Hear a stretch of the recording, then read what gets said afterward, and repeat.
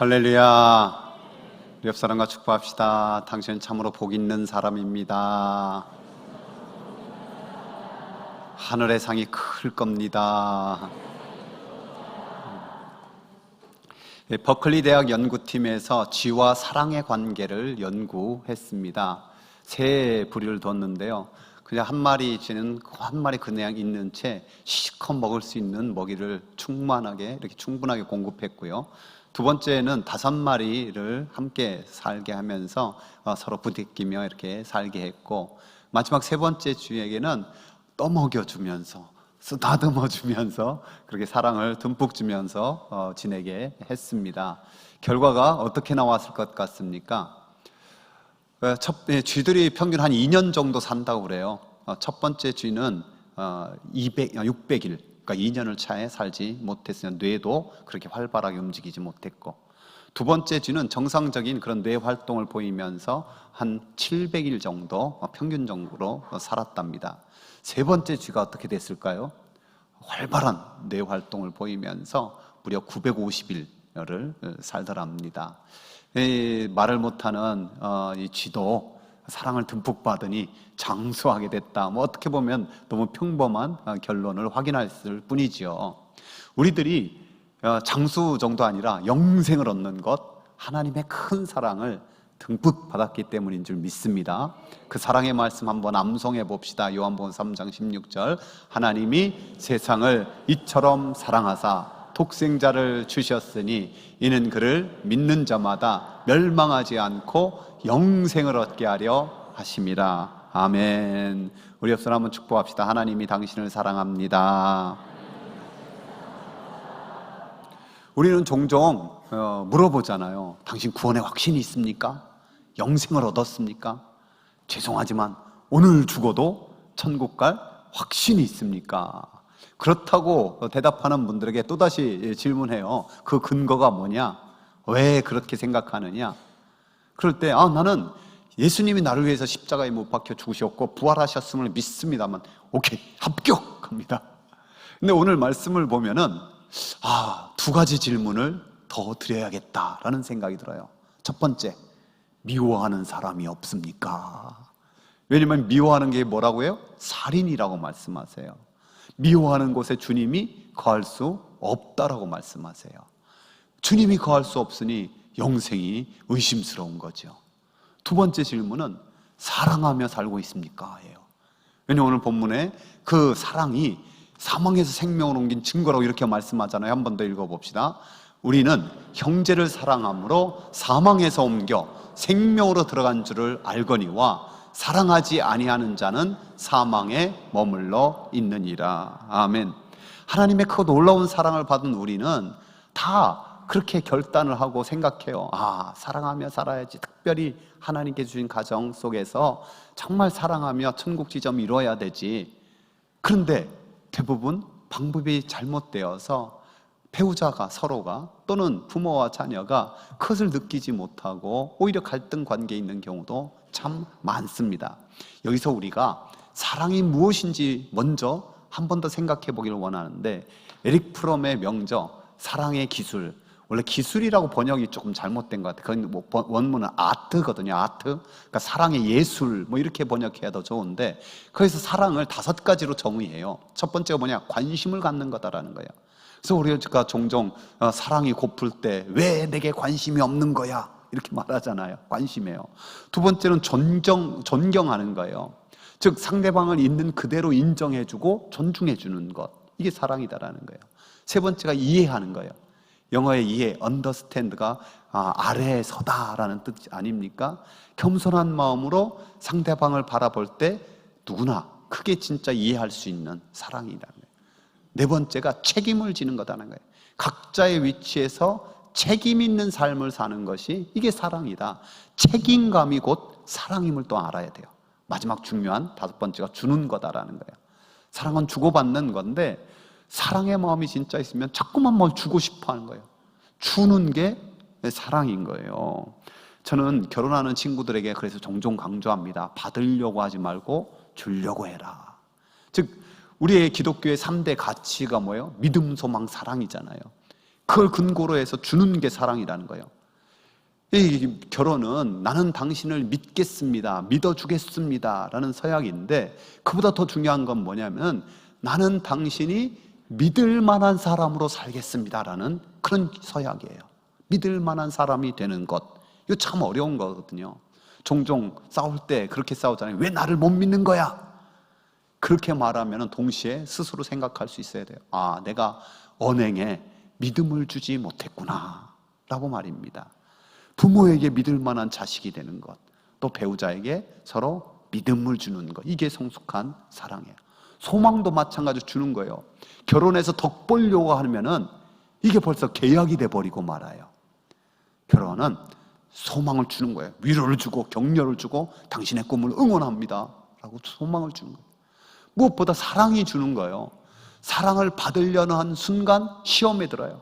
겨우 요것밖에 못 해준다고, 요것밖에 못 해주는 거야 하고 못 해주는 거에 대한 서운함이 있는 거예요. 그러나 사랑을 주려고 결단하면은 아무리 많이 주어도 그 가운데 더 해주지 못해서 미안하구나, 그런 마음이 있는 거예요. 우리 부모님들의 사랑이 주로 그렇잖아요. 예전에 못 먹고 못 입고 그러면서 전부를 주셨는데도 불구하고 늘 더 못해줘서 미안하다, 그렇게 말씀하시는 것이 부모님의 사랑이잖아요. 이렇게 주는 거예요. 오늘 5가지 사랑의 언어 가운데서 주는 것에 주로 속한 선물과 봉사를 함께 나누려 합니다. 신앙에는 이런 명제가 있어요. 한번 따라서 해보실래요? 하나님과의 관계는 받아야 열리고 사람과의 관계는 주어야 열린다. 여러분, 하나님의 사랑을 받아야, 하나님이 주신 선물을 받아야 되는 거예요. 그래야 원수 되었던 하나님과의 관계가 죄인의 형편이잖아요. 그것이 변화돼서 놀라운 하나님의 자녀의 권세가 되는 그런 관계로 바뀌는 거예요. 여러분, 하나님께서 어떤 선물을 주셨습니까? 이 천지 만물도 하나님이 주신 선물인 줄 믿습니다. 우리 인생 자체가 하나님의 선물로 이 땅에 주신 거죠. 우리가 걸어다니는 것, 숨을 쉬는 것, 이 자리에서 예배 드리는 것, 이 놀라운 하나님의 선물이잖아요. 특별히 우리는 정말 상상할 수 없는 2 선물을 받았어요. 그 첫 번째가 뭐냐? 예수님이에요. 물을 길러온 여인에게 주님이 이렇게 말씀하셨습니다. 함께 읽어봅시다. 예수께서 대답하여 이르시되 내가 만일 하나님의 선물과 또 내게 물 좀 달라 하는 이가 누구인 줄 알았더라면 내가 그에게 구하였을 것이요 그가 생수를 내게 주었으리라. 물 좀 달라는 이와 하나님의 선물이 사실 동의어예요. 하나님의 선물 예수님, 또한 성령님이 하나님의 선물이에요. 형제들아 우리 어떻게 할꼬 하는 사람들에게 베드로가 이렇게 선포했습니다. 너희가 회개하고 각각 예수 그리스도의 이름으로 세례를 받고 죄 사함을 받으라. 그리하면 성령을 선물로 받으리니. 여러분, 우리 인생은 궁극적으로 2가지 고민과 질문이 있거든요. 그 첫 번째가 뭡니까? 내 죄를 어떻게 할까? 나는 과연 구원받을 수 있을까? 이 고민과 질문이에요. 2번째는 한 번뿐인 나의 인생 어떻게 하면 의미 있게 살아서 하나님 앞에서도 칭찬받고 하나님 앞에 담대히 나갈 수 있을까? 면류관을 받는 그런 인생이 될까? 이거거든요. 이 2 질문을 위해서 하나님은 이미 선물을 주신 거예요. 첫 번째 고민과 그 질문을 위해서 예수님을 주셨고, 예수님으로 말미암아 우리는 죄사함 받고 하나님 자녀 된 것을 믿습니다. 구원받았잖아요. 2번째 질문과 고민을 위해 성령님을 보내주신 거예요. 그래서 성령님의 그 은혜와 능력으로 우리가 더 의미 있고 하나님 앞에 상 받을 사람으로 선. 그러니까 우리가 예수님을 믿고 성령의 도우심을 간구하는 것, 이것이 이미 하나님의 크고 놀라운 선물을 받아 누리는 거예요. 그래서 사도 바울은 이렇게 복음을 선포합니다. 함께 읽어봅시다. 너희는 그 은혜에 의하여 믿음으로 말미암아 구원받았으니 이것은 너희에게서 난 것이 아니요 하나님의 선물이라. 우리 옆으로 한번 축복합시다. 당신을 보니 하나님의 선물 듬뿍 받았군요. 아멘. 어떤 사람에게는요, 이 선물이 사랑의 언어가 되어서 사랑의 탱크를 채우게 돼요. 게리 체프먼은 선물의 정의를 이렇게 내리고 있더라고요. 선물이란 그것을 손에 쥐고 자 이것 좀 봐, 그가 나를 생각하고 있어, 아니면 그녀가 나를 기억하고 있거든 하고 말할 수 있는 것이다. 선물을 줄 때 우리는 반드시 그 사람을 생각한다. 선물 자체는 그 생각을 상징한다. 값이 얼마나 되느냐는 상관이 없다. 중요한 것은 상대방을 생각하고 있다는 것이다. 중요한 것은 마음속에 있는 생각이 아니라 사랑의 표현으로 선물을 준비하고 주는 과정으로 드러난 생각이다. 십자가가 하나님의 사랑의 어마어마한 상징이듯이 선물이 바로 그런 상징이 될 수 있는 거예요. 성경에서도 사람의 선물이 큰 힘이 있다라는 걸 이렇게 말씀하거든요. 너그러운 사람에게는 은혜를 구하는 자가 많고 선물 주기를 좋아하는 자에게는 사람마다 친구가 되느니라. 아, 나는 친구가 없어. 이런 사람 이제 선물 좀 주고 사세요. 이 선물 주는 사람에게는 친구가 많은데 또 이런 말씀도 있어요.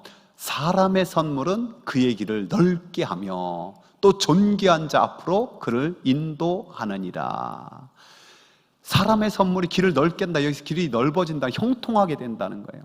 존귀한 자를 만나 그도 존귀한 인생이 된다라고 말씀하고 있습니다.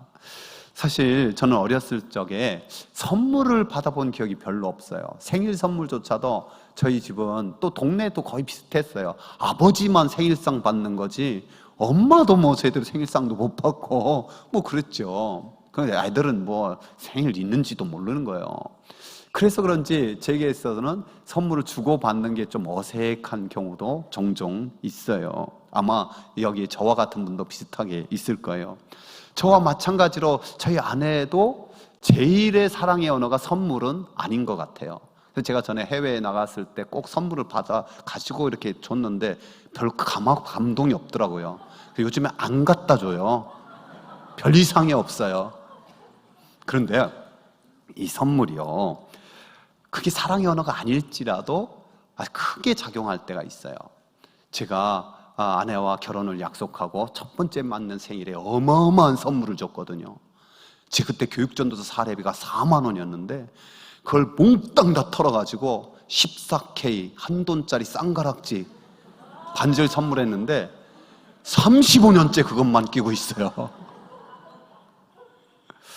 자녀에게 준 선물이 그의 취미나 그의 재능이나 그의 인생을 바꾸는 경우도 많아요. 축구공 하나가, 옛날에는 영어 사전 하나가, 아니면 요즘에 어떤 좋은 책이나 자녀와 함께한 여행이 운명을 바꾸는 거예요. 연인에게 선물을 뭘 줘야 될지 망설이는 게 이런 팁도 주더라고요. 자기가 좋아하는 것 그냥 주면서 이렇게 말해보라고. 뭘 좋아할지 몰라서 그냥 제가 좋아하는 것 사봤어요. 그때 상대방이 우와 이거 나도 좋아하는데 하면은 그냥 끝나는 거래. 여러분, 근데 우리 그리스도인들은 선물 아닌 게 있음을 알아야 돼요. 뭐가 선물이 아니냐? 뇌물이 선물이 아닙니다. 하나님께서 모세를 통해서 이렇게 말씀하셨거든요. 함께 읽어볼까요? 너는 뇌물을 받지 말라. 뇌물은 밝은 자의 눈을 어둡게 하고 의로운 자의 말을 굽게 하느니라. 잘 생각해야 돼요. 제가 누가에게 난 선물 준다고 막 했는데 오히려 그것이 나의 영적인 눈을 흐리게 만들어버려요. 이건 뇌물이지 선물이 아닌 거예요. 올바른 길을 가는데 오히려 회방거리가 되는 것, 이런 게 뇌물이라는 걸 알아야 돼요. 솔로몬도 이렇게 말했거든요.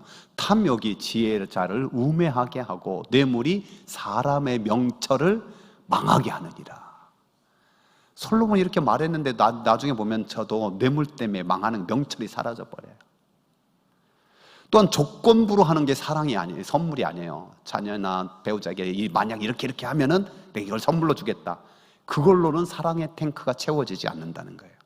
대용품도 선물이 아니에요.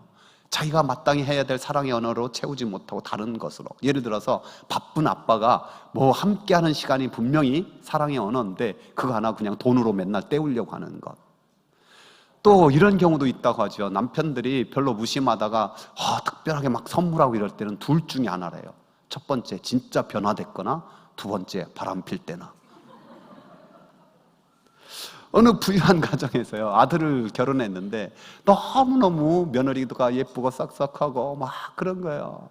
아들만 있던 집에 이게 웬 딸이 들어왔냐 하면서 자주 그 집에 갔는데 그럴 때마다 며느리가 너무 반갑게 하고 너무 살갑게 해주니까 선물도 이제 막 주는 거예요. 시아버지가 그냥 막 필요한 거 다 사주고 생일 때는 무려 자동차까지 선물로 줬어요. 그러면서 막 어깨가 힘이 팍 들어가지고 어느 날, 아가야, 너 소원이 뭐냐? 너가 원하는 거 다 해줄게. 다 선물로 쏴줄게. 그랬더니 며느리가 그러대. 정말 말해도 돼요? 그래. 그럼 뭐든지 말해. 다 해줄게, 다 해줄게. 그랬더니 그 며느리가 이렇게 말했대요. 아버님, 자주 오지 마세요.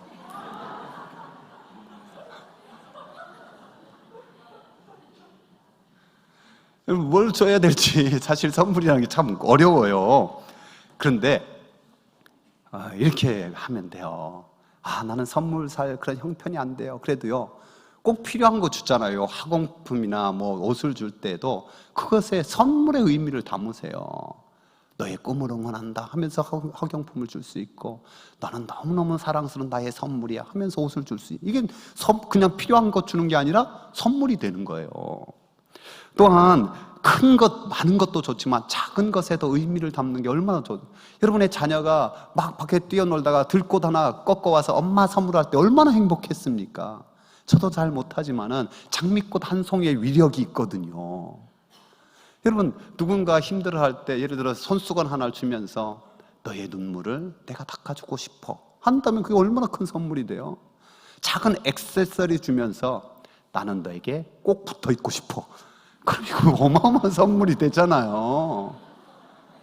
여러분, 그런데 그것도 없다. 그렇지만 우리 모든 인간에게는 어마어마한 선물이 있어요. 예를 들어서 기뻐하는 얼굴, 미소, 무엇보다 웃음, 어마어마하거든요. 이 홍영재 씨의 에세이에 보면 이렇게 고백하고 있더라고요. 며칠 전 웃는 아내에게 한 번만 더 웃어보라고 말했던 기억이 납니다. 나의 아내는 왜 그러냐고 물었고 난 예뻐서 그렇다고 대답해 주었습니다. 아내가 웃어줘서 행복하고 아내가 옆에 있어줘서 행복하고 아내가 행복하니 나도 행복합니다. 작은 곳에서 찾아지는 행복은 이처럼 꼬리에 꼬리를 물고 늘어납니다. 여보, 당신의 웃음은 집안의 꽃입니다. 집안에 들어오진 어두운 공기를 몰아내고 환한 공기로 바꿔줍니다. 아무리 지치고 힘들어도 당신이 웃으면 금세 기운이 납니다.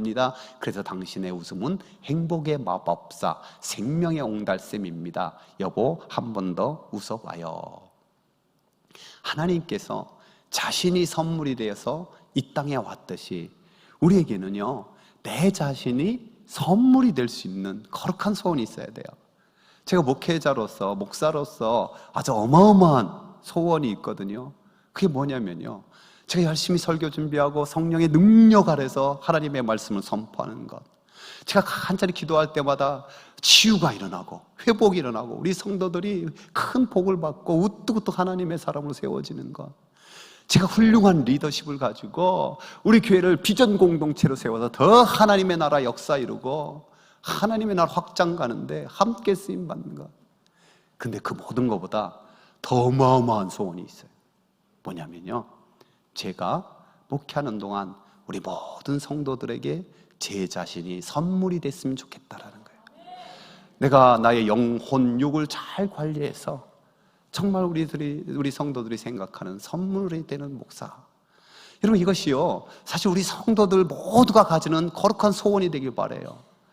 부부가 부부에게 서로 선물이 될 수 있다는 것. 자녀가 부모님은 나의 최고의 선물이었습니다. 또는 자녀에게 너는 내 인생의 가장 귀한 선물이야 말할 수 있는 부모와 자녀 관계. 여러분이 있는 가정에서, 교회에서, 삶의 자리에서 선물이 될 수 있는 귀한 은혜가 있기를 주의 이름 축복합니다. 우리 옆분에게 한번, 특별히 부부면 잘 마음을 담아 고백해 봅시다. 당신은 나의 선물입니다. 재물이 있는데 형제의 궁핍함을 보고도 마음을 닫으면 하나님의 사랑이 그곳에 없다라고 말씀하고 있어요. 야고보 사도도 비슷한 의미로 믿음을 말씀했잖아요. 함께 읽어볼까요? 만일 형제나 자매가 헐벗고 일용할 양식이 없는데 너희 중에 누구든지 그에게 이르되 평안히 가라, 덥게 하라, 배부르게 하라 하며 그 몸에 쓸 것을 주지 아니하면 무슨 유익이 있으리요. 이런 믿음은 죽은 믿음이라 말씀하셨어요. 오늘 사도 요한도 같은 맥락에서 말씀하시면서 우리에게 이렇게 권면합니다. 자녀들아, 우리가 말과 혀로만 사랑하지 말고 행함과 진실함으로 하자. 따라서 사랑에는 혀끝 사랑도 있고 손끝 사랑도 있다. 인정하는 말과 함께하는 시간이 주로 혀끝 사랑에 속한다면요, 이 선물이나 봉사는 손끝 사랑이에요. 그러니까 그게 자기의 사랑의 언어인 사람은 지혜롭게 말할 수도 있어야 돼요. 제게는 혀끝 사랑을 넘어 손끝 사랑도 필요해요. 뭐 이런 식으로 말입니다. 여러분, 특별히 이 봉사가 이 손끝 사랑에 많이 속한답니다. 제 친구 같은 경우는 정말 제1의 사랑의 언어가 봉사예요. 그래서 그 친구는 집에 딱 들어갔는데 30분 내로 밥을 먹을 수 없으면 완전히 뚜껑이 열린대. 그리고 집안이 깨끗하게 정리정돈돼 있어야 되지, 조금 흐트러져 있으면 화가 난대. 그 친구 서재 가보면요, 도서관 못지않게 정리정돈 쫙 돼 있거든요. 그런데 50이 넘으니 자기가 직접 하고 있더라고요. 어쨌든 자녀들이 엄마의 밥을 평생 잊지 못하잖아요. 어떤 식당에 카피 보니까 세상에서 제일 맛있는 밥은 엄마가 해준 밥이고 두 번째는 우리 집입니다. 그랬더니 지혜로운 거 아닙니까? 자녀들이 아빠가 자전거 고쳐줬다든지, 옛날에는 팽이를 만들어줬다, 썰매를 만들어줬다, 그런 것, 요즘엔 어떻게 돈으로 다 하니까 이 사랑의 언어가 잘 안 되는 것 같아요. 그렇잖아요. 이제 어느 가정에서는 한 사람, 특별히 엄마나 아내의 봉사로만 그 가정이 이루어져서는 안 돼요. 가정이야말로 봉사를 서로 배울 수 있는 가장 좋은 곳이에요. 왜? 그리스도인들은 특별히 더 그래요. 예수님께서 섬기러 이 땅에 오셨잖아요. 그것을 믿고 그것을 본받으려 하잖아요. 최근에 은퇴자 교육 모임 이렇게 프로그램을 좀 봤는데, 거기 보니까 요리하는 것, 청소기 돌리는 것, 빨래하는 것, 뭐 이런 기타 등등이 있더라고요. 이것을 은퇴 후에 꼭 배워야 되는 게 아니라 이제 우리 아들, 딸 구별 없이 다 배워야 되고 젊어서도 배워야 돼요. 엊그제 사랑의 동산 운영국 모임이 있었는데 거기서 그런 얘기를 하더라고요. 우리 교회에 보면 어떤 분이 아들 장가 보내면서 며느리에게 부탁했대요.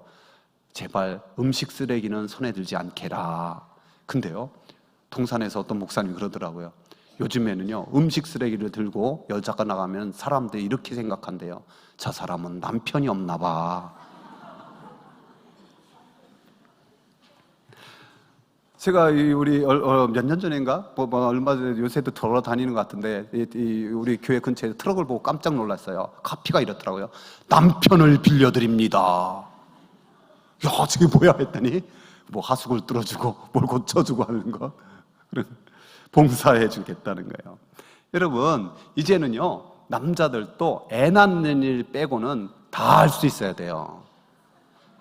일부 예배에서 누가 아멘 하더라고요. 제 주장이 아니라 우리 교회 제가 정말 존경하는 영락교회를 담임하셨고 모세거를 운영하시는 그 이명수 목사님이 가기만 하면 늘 강조하는 말씀이에요. 여러분, 주님의 몸된 교회에서도 봉사가 얼마나 중요합니까? 사도 베드로를 통해서 이렇게 말씀하고 있잖아요. 각각 은사를 받은 대로 하나님의 여러 가지 은혜를 맡은 선한 청지기 같이 서로 봉사하라. 이 봉사를 통해 하나님의 나라가 세워지는 거예요. 주의 교회가 세워지는 거예요. 그래서 이어서 하는 말씀이 이런 거예요. 같이 읽어봅시다.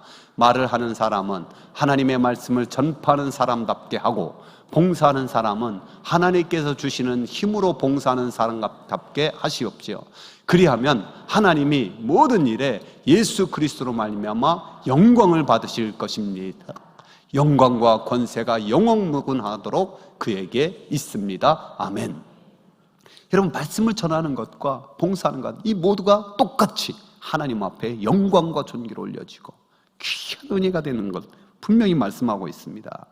우리가 선물과 마찬가지로 봉사의 사랑의 언어를 행할 때도 조심스럽게 적용할 것이 있어요. 먼저 모든 요구 조건을 다 들어주는 건 결코 봉사가 아니에요. 언제까지 옷 입혀주고, 언제까지 밥 먹여주고, 언제까지 방 청소해주고, 침대 정리해주고, 그런 거 아니라는 거예요. 그러면서 또 지혜롭게 명령하는 것이 아니라 잘 나말로 부탁할 수 있어야 돼요. 야, 방 좀 치워! 이러지 말고 이제 내 방을 내가 치우는 게 참 좋겠다. 양말 좀 벗어서 똑바로 좀 놔주세요. 놔! 뭐 이러지 말고 당신이 양말을 잘 놔주면 내가 참 행복함을 느껴요. 이런 나말. 물론 또한 이 선물과 같이 조건으로 하지 말라는 거예요. 조건으로. 전에는 집에서 구두들도 많이 닦았잖아요. 한 아들이 아빠에게, 아빠, 내가 아빠 구두 닦을 테니까 용돈 좀 주세요. 그래서 그러라고 했어요. 그래서 1,000원씩 주기로 했는데 아들이 닦아놓으면 났던 광도 다 사라져. 그래도 그게 기특하니까 1,000원씩 준 거예요. 근데 어느 날 보니까 깜짝 놀랐어요. 정말 광이 반짝반짝 나 있는 거예요.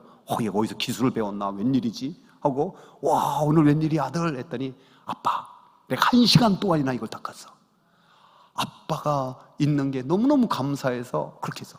그러니까 와, 오늘은 이게 1,000원 가지고 안 되겠다. 야, 얼마 줄까? 했더니 공짜예요. 왜? 아니, 제가 아빠가 있는 게 너무 감사해서 했다니까요.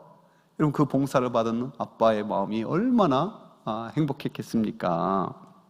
섬기러 이 땅에 오신 예수님, 여러분 십자가 앞에서 수건을 허리에 동이셨잖아요.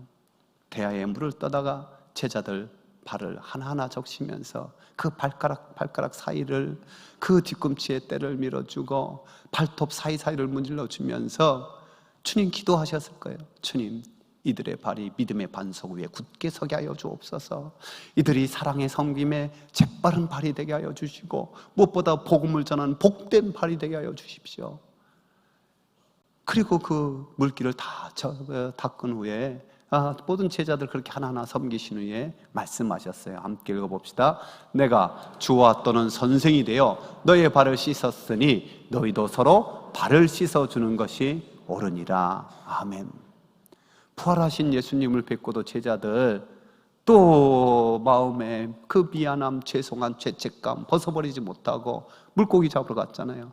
밤새 한 마리도 잡지 못하는 그들을 물끄러미 바라보시는 주님, 그 허기진 배를 생각하면서 미리 숯불을 펴서 떡도 굽고 고기도 구워 놓으시는 거예요. 친히 부활하신 예수님이 그 부활하신 손으로 요리사가 되어서 그 제자들의 밥을 준비해 주신 하나님, 생명으로 떡으로 오신 주님, 끝까지 그렇게 밥으로도 먹이시는 주님. 사랑하는 성도 여러분, 저와 여러분이 말과 혀로만 사랑하는 것을 넘어서 이 선물과 봉사에 우리 주님의 의미를 잘 알아 가정의 천국의 지점이 되는 귀한 은혜가 있기를 주의 이름으로 축복합니다. 기도드리겠습니다.